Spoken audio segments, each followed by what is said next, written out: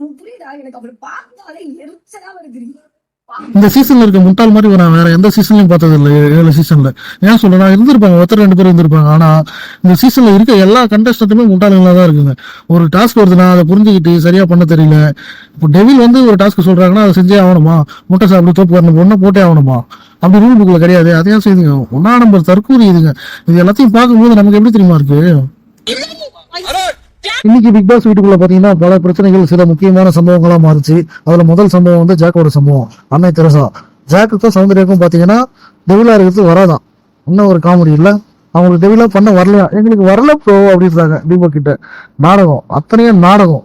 1ஆம் நம்பர் நாடகம் வந்து ஜாக்லின் தான். தர்ஷிகா வந்து தம்பியை தோப்புக்காரனை போட சொல்றாங்க. 1000 தோப்புக்காரனை போடுப்பான்னு சொல்லிட்டு அவர் போட்டுட்டே இருக்காரு. இந்த மாதிரி சைட்ல இருந்து பாத்துட்டே இருக்காங்க. பாத்துட்டு 100 தாண்டினதுக்கு அப்புறம் தம்பி போதும் நிறுத்து, என்ன போட்டுட்டே இருக்க தர்ஷிகா விடு, அப்படி ஆரம்பிச்ச சண்டை தான் வேற மாதிரி போய் முடிஞ்சது. அப்படி நீங்க அன்னை தெரசாவா இருந்தீங்கன்னா அப்பவே நீங்க சொல்லி நிறுத்திருக்கலாமே, தம்பி போதும்டா ஒரு 30-40 100 தாண்டதுக்கு அப்புறம் தான் உங்களுக்கு அந்த பாவம் இருக்க போன வருமா அப்படின்னு எனக்குள்ள ஒரு கேள்வி.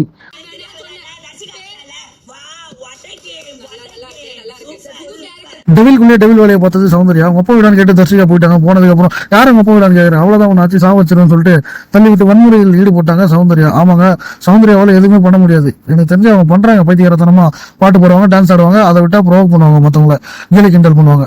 இதை தாண்டி வேற எதுவும் சௌந்தர்யாவால் பண்ண முடியாது. அப்படி பண்ணணும்னா அதுக்கு இந்த மாதிரி ஜாக்கோ இல்ல வேற யாரோ வச்சு பண்ணணும், இல்லைன்னா வேற யார் கூட இருந்ததுன்னா பண்ணணும். அப்படின்னா மட்டும்தான் சௌந்தர்யாவால பெர்ஃபார்ம் பண்ண முடியும். அந்த டைமுக்காக வெயிட் பண்ணாங்க. அது இந்த டைம் யூஸ் பண்ண பார்த்தாங்க, ஆனா அது அங்க நடக்கல. இந்த மொத்த சண்டையில எனக்கு வந்து தர்ஷிகா மேல எந்த ஒரு ஃபால்ட்டும் இல்லை. ஏன்னா அவங்க டெவில்கான வேலையை கரெக்டா பார்த்தாங்க. ஜாக்கோ சௌந்தர்யாவும் தான் ஓவர் ஆக்டிங் பண்ணி மத்தவங்க கிட்ட பண்ணுவாங்க இல்லையா, மஞ்சரி சத்யா அவங்க கிட்ட எல்லாம் பண்ற மாதிரி தர்ஷிகா கிட்ட ட்ரை பண்ணாங்க. ஆனா தர்ஷிகா வச்சு செஞ்சு விட்டாங்க.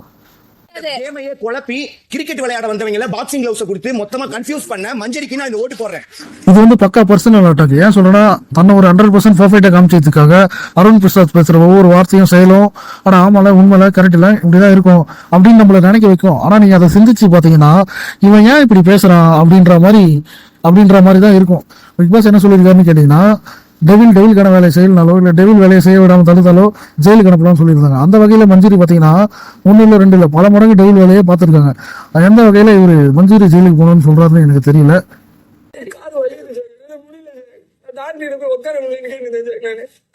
இவர் 1000 தோப்புக்காரன் போட சொன்னா இவர் போட்டு வராமா. சட்டையெல்லாம் கேட்டு கேடாஸ்ட்டு எனக்கு இந்த டாஸ்க் வேணாம்னு சொல்லிட்டு வர தெரிஞ்ச இவருக்கு தோப்புக்காரனை போட மாட்டேன் அப்படின்னு ஸ்ட்ராங்கா ஒரு முடிவு எடுத்துல தான் ஆகும் போகுது.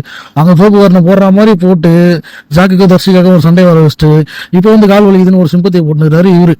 இந்த கோவா கேங்கில் இருக்கிற எல்லாருமே அப்படிதான், ஒண்ணு பண்ணிட்டு அப்புறம் வந்து சிம்பத்தியை போறது. ஐயோ, நாடகம் நடிப்பு பித்தலாட்டம், இதுதான் கோவா கேங்கு. இதை பத்தி நான் எதுவும் பேச விரும்பல. ஆனா கவனிச்சிங்களா நல்லா, இன்னைக்கு கேப்டன் ஒரு வார்த்தை எங்கேயுமே வரல. அதுக்கான காரணம் என்னன்னு கேட்டீங்கன்னா, எக்ஸ்பீரியன்ஸ் புரிதல் எதுவுமே இல்லாத ஒரு பையனை கேப்டன் ஆகுறதுனாலதான். நினைச்சிருந்தா பல இடத்துல பல பிரச்சனை கேப்டனா நின்று சால்வ் பண்ணிருக்கலாம், தடுத்திருக்கலாம். ஆனா அந்த புரிதல் எக்ஸ்பீரியன்ஸ் இல்லை.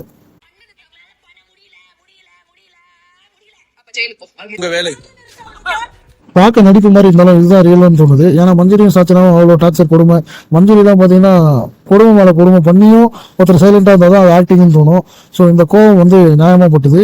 It's not acting, it's real. Finally யாருக்கு எப்படியோ நமக்கு கோவா கேங் கதறல்ஸ் தான் முக்கியம்.